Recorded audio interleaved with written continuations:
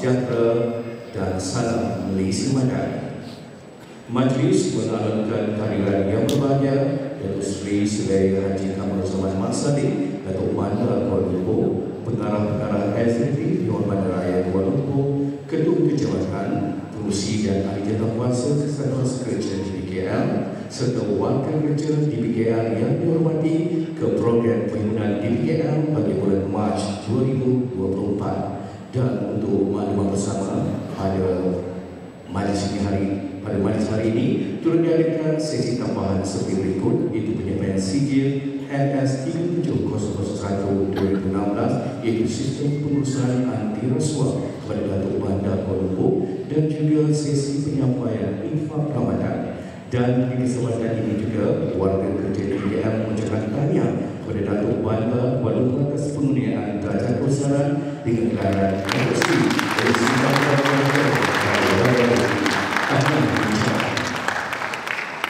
Hadirin yang dihormati, bagi memohon keberatan program kita pada hari ini, dipersilakan Encik Muhammad Azhar Azhari untuk memimpin bacaan doa. Dipersilakan. Ya Allah, ya Tuhan kami, dalam dakapan Ramadan yang suci ini, dengan rasa rendah diri, kami memohon doa dengan penuh pengharapan kepada-Mu, ya Allah. Semoga Engkau sudi mendengar permintaan kami, kerana sesungguhnya Engkaulah Tuhan yang Maha mendengar. Allahumma ya akramal akramin, pandanilah kami dengan pandangan rahmat-Mu. Jadikanlah perhimpunan bulanan Dewan Bandaraya Kuala Lumpur bagi bulan Mac tahun 2024 kami ini bersama yang berbahagia Datuk Seri Sdn Haji Kamaruzaman bin Mat Sadiq, Datuk Bandar Kuala Lumpur, sebagai perjumpaan yang dirahmati dan perpisahan kami nanti sebagai perpisahan yang diampuni dan diredai. Allahumma sallimna li Ramadan wa sallim Ramadan lana wa tasallahu minna mutaqabbala. Rabbana atina fid dunya hasanah wa fil akhirati hasanah wa qina adzaban nar. Wa sallallahu ala sayyidina Muhammad wa ala alihi wa sahbihi wa sallam. Walhamdulillahi rabbil alamin. Apabila seseorang itu berpuasa dengan ikhlas, maka dia akan bersabar dan menahan dirinya daripada segala perkara yang membatalkan puasa. Dia perlu bersabar dengan semua kategori kesabaran. Antara yang pertama, sabar dalam melakukan ketaatan. Yang kedua, sabar untuk meninggalkan maksiat. Dan yang ketiga, sabar di atas ujian Allah yang menyakitkan. Sabda baginda Nabi Muhammad sallallahu alaihi wasallam, wa syahru sabru was-sabru thawabul jannah. Maksudnya bulan Ramadan, bulan kesabaran, dan dengan kesabaran itu ganjarannya adalah syurga. Akhir kalam, mari kita berpuasa dengan melaksanakannya penuh kesabaran. Moga-moga setiap amal yang kita lakukan beroleh ganjarannya di sisi Allah Subhanahu wa ta'ala.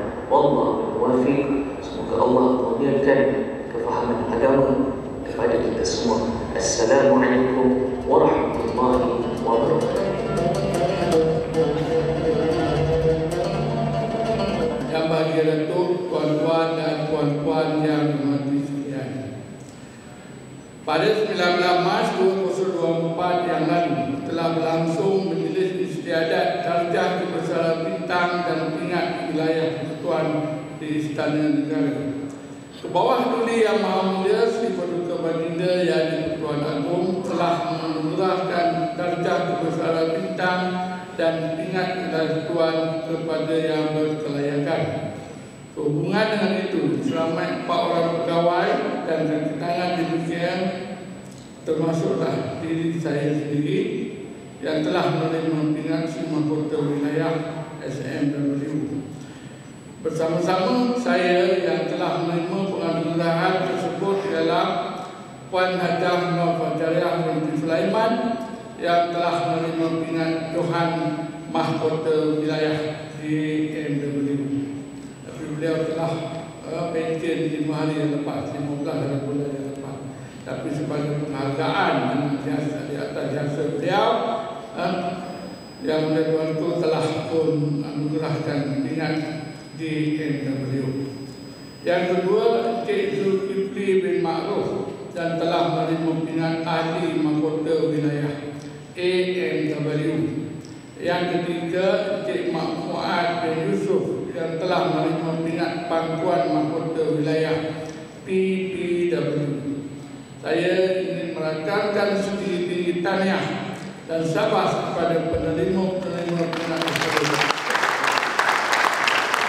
Apa yang mustahak ialah saya juga ingin berkongsi mengenai amanat yang disampaikan oleh Sri Paduka Baginda Yang di-Pertuan Agong masa majlis istiadat tersebut. Sri Paduka Baginda telah berkitab supaya DPKR sentiasa memantau kebersihan dan mengingatkan seluruh rakyat supaya tidak sesuka hati membuang sampah merata-rata. Sri Paduka Baginda juga memberitahu bahawa Baginda suka memandu keretanya secara bersendirian di sekitar Kuala Lumpur. Dan Baginda dapat melihat dengan jelas keadaan jalan raya dan kawasan sekitarnya. Dalam pemerhatiannya, Baginda masih nampak ada beberapa tempat di Kuala Lumpur yang kebersihannya kurang memuaskan. Baginda juga ada bertitah, kerajaan saya bukan kerajaan pungut sampah. So dengan itu, saya menyeru kepada semua warga kerja di BKL supaya ambil peduli dan cakna terhadap isu dan masalah di lapangan. Kita tidak boleh mengambil sikap sambil lewa kerana sikap ini akan memberi kesan buruk kepada kita dan warga kota. Masa menjalankan tugas, ingin saya ingatkan kepada semua untuk kekal fokus dan komited serta memberi penekanan dalam bekerja secara efektif dan menyingkirkan budaya kerja secara silo. Lanjutan daripada titah Baginda tersebut juga, saya telah mengarahkan jabatan-jabatan yang berkaitan supaya diadakan satu task force untuk memantau. Kita tahu kerja-kerja kebersihan ini bukan kerja kita, kerana kerja ala fora.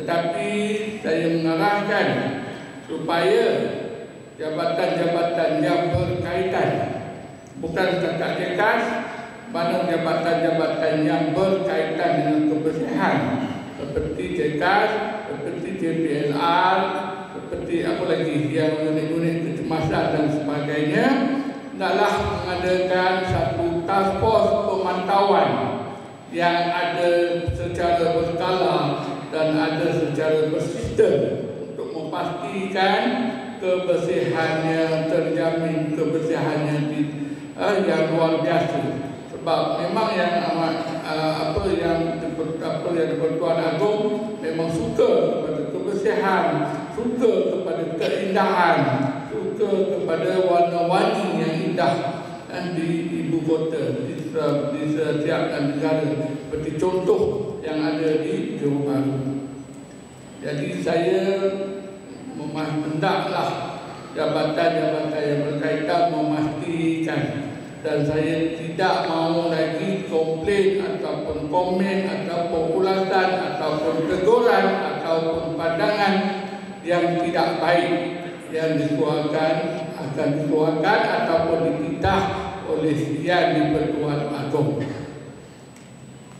Nak kena ingat semua jabatan-jabatan yang berkaitan.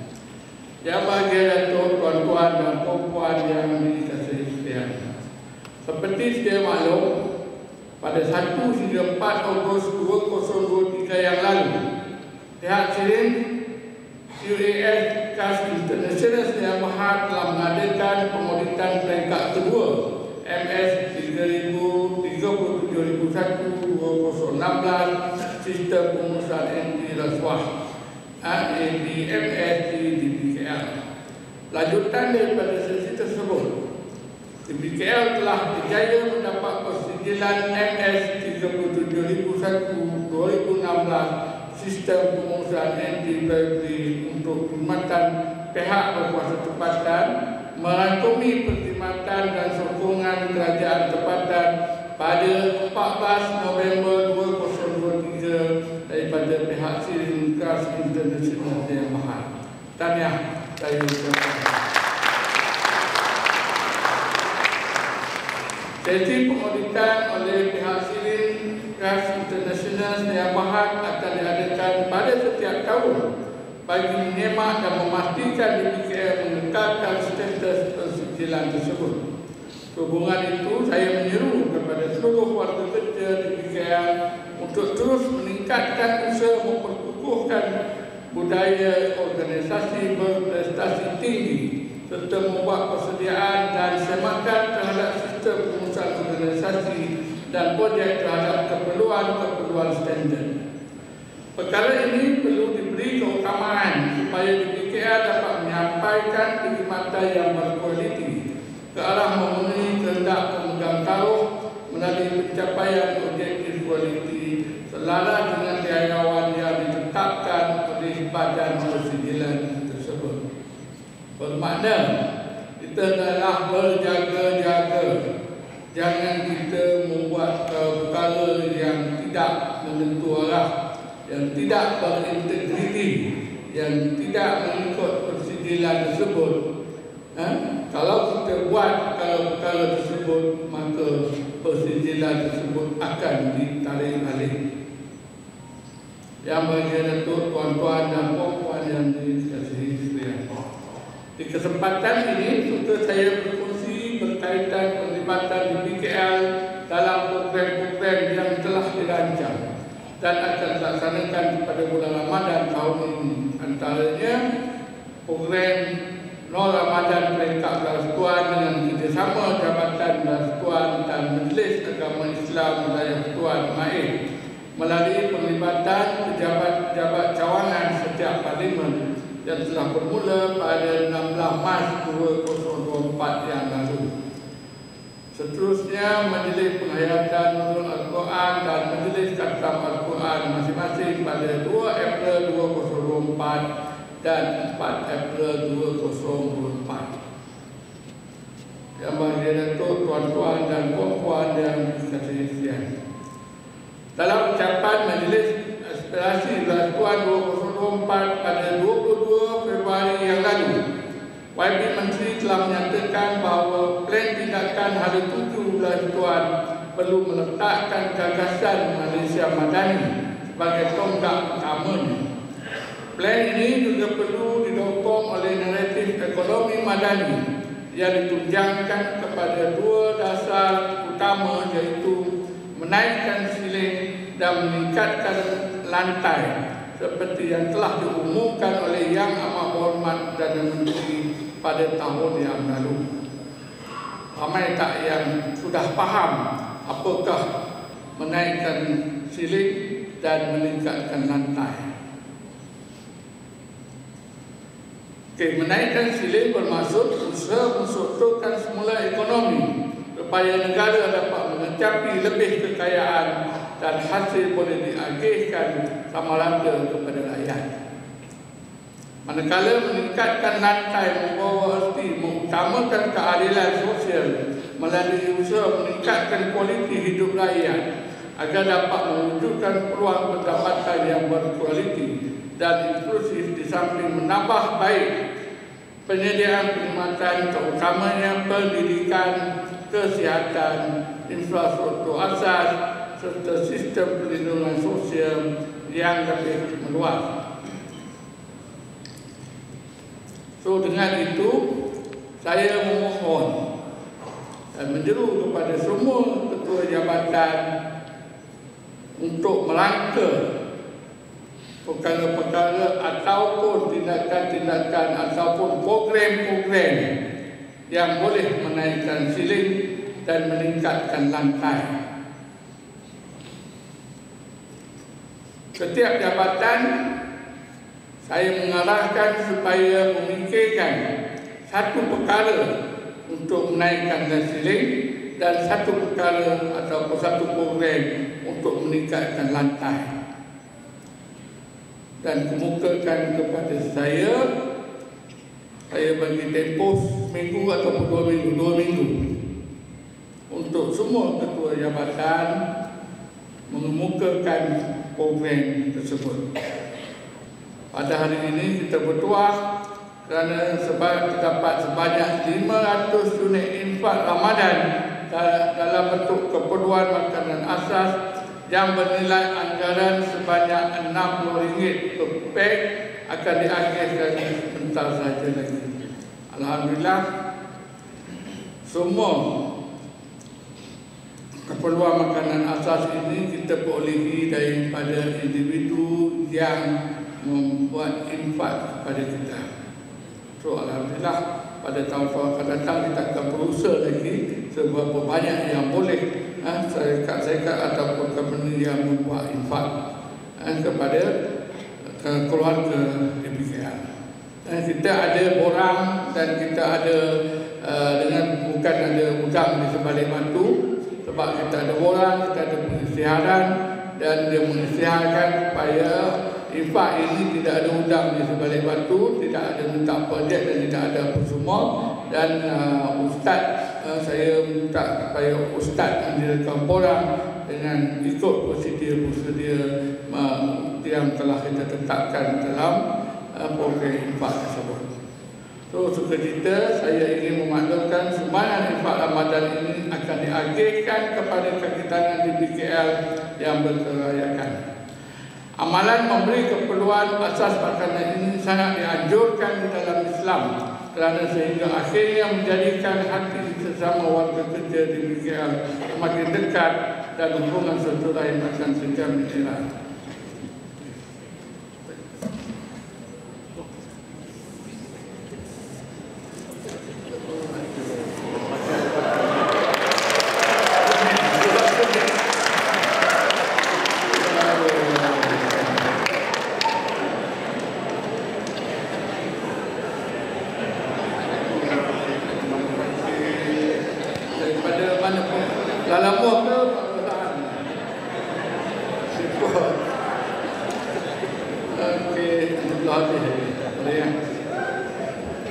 Diharapkan dengan inisiatif yang sediakan ini sedikit banyak dapat membantu dan meringankan beban kepada kaki tangan di bulan Ramadan dan semasa menyambut Hari Raya Aidilfitri. Tak ada penutup terus ke sini. Baiklah sampai. Lupa macam ni, apa benda saya pun tak tahu. Tutukan khas. Apa benda saya nak baca ke? Takut dia tu.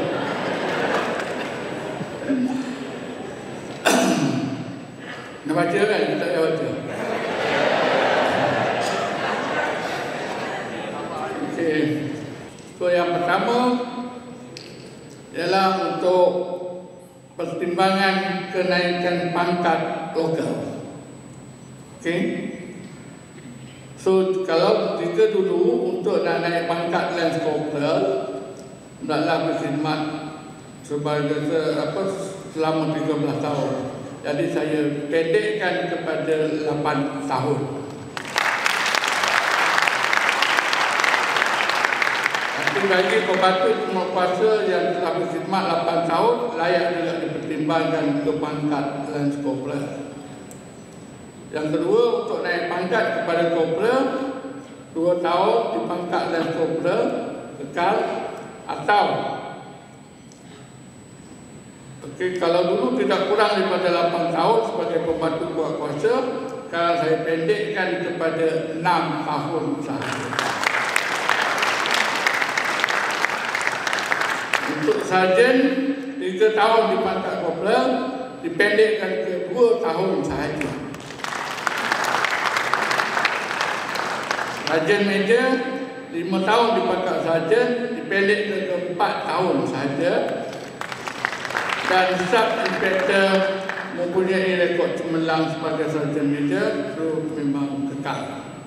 So lanjutan daripada kenaikan pangkat tersebut, seterusnya Dewan Berai Kuala Lumpur telah bersetuju untuk meluluskan kenaikan kadar bagi allowance pemakaian pangkat local rank di Jabatan Penguatkuasaan dibikin sebanyak RM20 daripada kadar asal kepada anggota penguatkuasaan yang memakai pangkat sarjan, korporal dan las korporal berkuat kuasa pada 1 April 2024.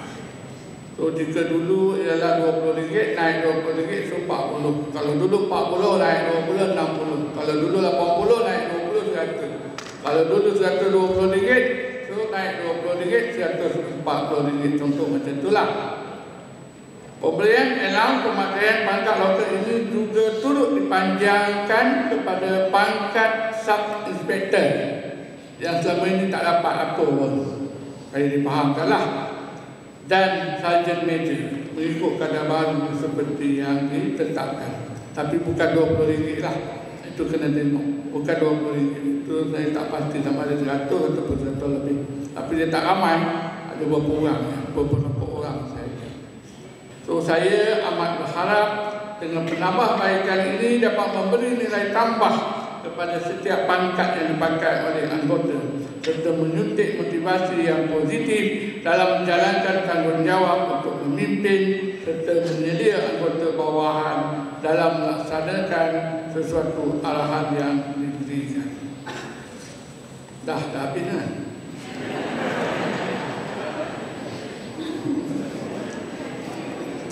Itu baru penguasa, yang lain-lain tak dapat lagi. Okay. Pada akhir tahun lepas, iaitu pada bulan Disember 2023, kita semua telah mendapat bayaran khas keuangan sebanyak sebulan gaji. Betul ke? Ada yang dapat, ada yang tak dapat ke? Dengan bayaran minimum RM2,000. Pada bulan Februari 2024 yang lalu, saya juga telah meluluskan bayaran insentif awal sebanyak setengah bulan gaji dengan bayaran minimum RM2,000. Dah dapat semua kan? Berbadu.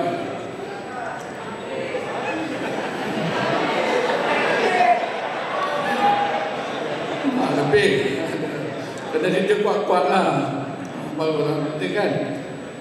Justru itu ingin saya memaklumkan bahawa bagi menzahirkan keprihatinan dan menghargai kerja keras pegawai dan ketangan di PKL, saya dengan ini bersetuju untuk memberi bantuan khas perayaan Aidilfitri diberikan sebanyak berapa nak? RM700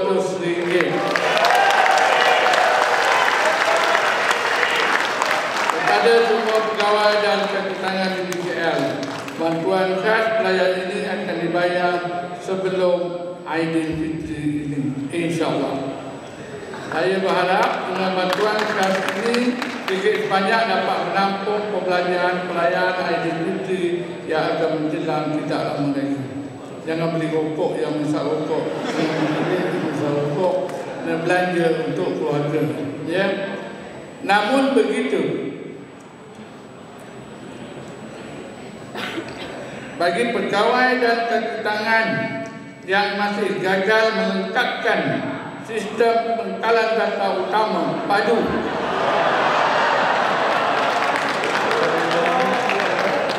dan AI untuk rakyat,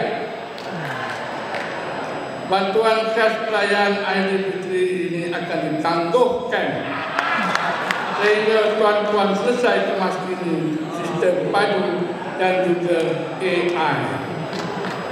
Okey, itu kira fair lah. Sebab kita kena menyahut seruan dan arahan kehendak kerajaan persekutuan. Jadi kalau kita bagi juga mana tidak adil. Okey. Terus sebelum saya mengakhiri ucapan saya amat berharap agar semua warga kerja di PKL dapat terus memperkasakan diri serta sentiasa komited dalam memastikan sistem penyampaian perkhidmatan di PKL lebih berkualiti, berintegriti, efektif dan efisien samping memastikan amanah serta tanggungjawab yang digalas dapat dilaksanakan sebaiknya. Okey, saya juga ingin mengambil kesempatan ini untuk mengucapkan selamat menyambut bulan Ramadan kepada semua warga kerja di PKR yang beragama Islam. Semoga segala amalan dan kebaikan yang dilaksanakan akan memperoleh keredaan dan keberkatan daripada Allah Subhanahu Wa Taala, insya-Allah. Dan saya mengucapkan juga selamat menyambut Hari Raya Aidilfitri, dan kalau balik kampung berhati-hatilah memandu dan sebagainya supaya kita tidak menerima apa-apa bencana dan sebagainya. Okey, sekian, wabillahi taufiq wal hidayah. Assalamualaikum warahmatullahi wabarakatuh. Terima kasih.